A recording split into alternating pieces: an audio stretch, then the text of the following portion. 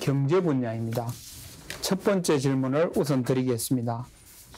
문재인 정부 2년 반의 거시 및 민생 경제 정책과 무역 등 대외 경제 정책, 그리고 산업 정책에 대해서 여러분들의 의견을 듣고 싶습니다. 참 빨리 지나가는 것 같습니다. 출범한 지가 엊그제 같은데 이제 반환점을 돌아서 후반기를 맞이하고 있습니다. 지금 뭐 위원장님께서 실질적인 성과를 대표적으로 몇 개 말씀하셨지만 사실 저는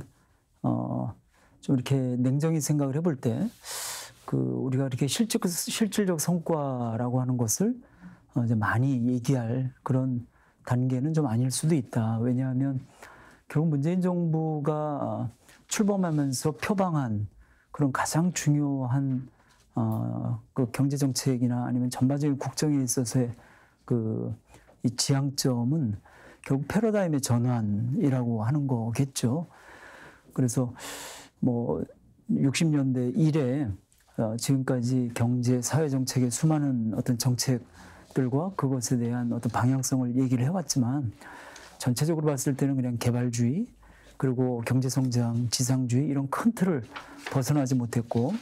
김대중 노무현 정부 시절에 그 부분에 대한 약간의 방향 좀 선회를 시도는 했지만 그렇게까지 대담하고 그리고 지속적으로 하지 못한 채 특히 이제 신자유주의의 그 물결 속에 결국은 큰 정책적 선회에 있어서 좀 아쉬움이 있었다. 그런데 결국 보수 정부 한 10년을 지나고 나서 다시 등장한 문재인 정부는 그동안에 특히 경제 정책의 패러다임이 상당히 이제는 한계에 도달했고 그래서 그 부분에 대해서 큰 터닝 포인트를 이제 마련했고 그래서 구체적으로는 뭐 몇 가지 말씀드릴 수 있을 것 같습니다만 우선은 이제 경제 정책과 사회 정책이라고 하는 것이 구분이 되지 않는다라고 하는 이제 그런 단순히 선순환이 아니고 이게 그냥 어떻게 보면 일체화돼 있다 이런 패러다임 속에서 소득주도 성장 이런 정책도 보면 그게 사회 정책인지 경제 정책인지 전통적인 관점에서 보면은 구분이 잘 되지 않는 그런 거. 그다음에 일자리 부분도 공공 부문이 과도하게 이끈다라고 비판을 받지만 결국은 공공 부분의 일자리를 통해서 줄어드는 일자리를 좀 메우고 그리고 공공 서비스가 확대되는 이런 정책들. 그래서 전체적으로 보면은 경제 정책의 패러다임을 지금 바꾸는 일종의 큰 조정 과정에 있기 때문에 단기적 성과라고 하는 것에 대해서 이제 좀 이야기하기에는 조급한 감이 있다. 그러나 이제 단기적인 정책을 전혀 논하지 않고 그냥 기다리면 된다 이렇게 얘기할 수는 없기 때문에 국정을 운영하는 곳에서는 그래서 단기적으로 큰 전환에 저해되지 않는 가운데 주요한 그런 어떤 성과를 내기 위한 시도를 하면서도 크게 보면은 체질을 바꾸는 이런 부분에 되어 있는 거기 때문에 단기적인 성과는 위원장께서 말씀하신 그런 부분으로 좀 얘기되는 것 같고 체질의 변화에서 오는 큰 어떤 경제적 성과라든 이런 거는 저는 개인적으로 예상하기에는 정권이 이제 이 정부가 거의 이제 말기에 들을 때 그때쯤 되면은 한국 경제의 구조적 전환이나 체질 전환에서 오는 그런 성과들을 더 좀 크게 말씀드릴 수 있지 않겠는가 그 정도 생각하고 있습니다. 정부가 열심히 하고 있다라는 이 칭찬의 소리도 들리지만은 아직도 체감할 수 있는 폭과 속도는 미치지 못한다는 그런 또 질책도 있고 또 이제 2년 반이 지나서 얼마나 바꿀 수 있을까 염려하는 그런 목소리도 들리거든요. 그래서 남은 국정 과제를 성공적으로 이끌어 가려면은 어떻게 하면 좋은지 좀 고견을 말씀드립니다. 네. 저는 하여간 사회정책과 관련해서 좀, 말씀을 좀 드리면 우선은 하여간 선택과 집중의 문제는, 국정 후반기에는 좀 필요는 한 것 같습니다. 아까 제가 굉장히 장황하게 시줄과 날줄로 큰 지금 구도에 대해서 이제 말씀을 드리고 구체적으로는 말씀을 좀 못 드렸습니다만은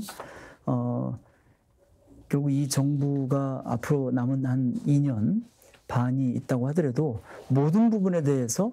괄목할 만한 성과를 다 거둔다라고 하는 것은 사실은 뭐 거의 불가능한 거고요. 어차피 뭐 그 정책이 그렇게 커다란 비약이라고 하는 것이 한두 군데에서만 가능하지 뭐 모든 곳에서 지금 국민들께서 원하시는 수준대로 다 좀 비약을 해가지고 다들 뭐 만족해 뭐 이렇게 된다라고 하는 것은 뭐 이건 누가 생각하시더라도 몽상적인 이야기다라고 하는 거기 때문에 적어도 이 정부에 의해서 이거 하나만큼은 해결됐다라고 하는 것에 확실한 그 성과를 내는 쪽으로 선택과 집중을 해야 된다고 생각합니다. 그다음에 이제 조금 원론적으로 좀 말씀을 드리면 저는 결국은 그 예산 전체적인 이 예산의 어떤 확보 문제와 그다음에 집행의 효율성의 문제 이 두 가지가 집권 후반기에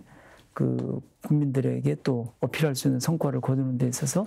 관건이 된다라고 생각합니다. 어떤 분들은 뭐 예산이라고 하는 거는 정책적 그 이 의지의 표현이다라고 얘기를 하는데 아무리 뭐 제도나 정책이 얘기가 돼도 예산이 거기 얼마나 투여되느냐가 진정성을 보여주는 건데 다행히 문재인 정부는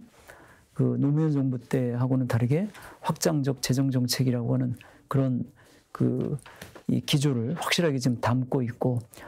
부분적으로는 이런 엄청난